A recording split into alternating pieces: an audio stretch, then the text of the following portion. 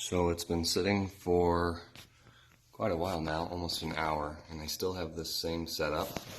The whole time I've had the lanyard connected, and I'm going to try to start this thing up without pressing any other buttons first. So I'm just going to hit the start button here, and if I do this,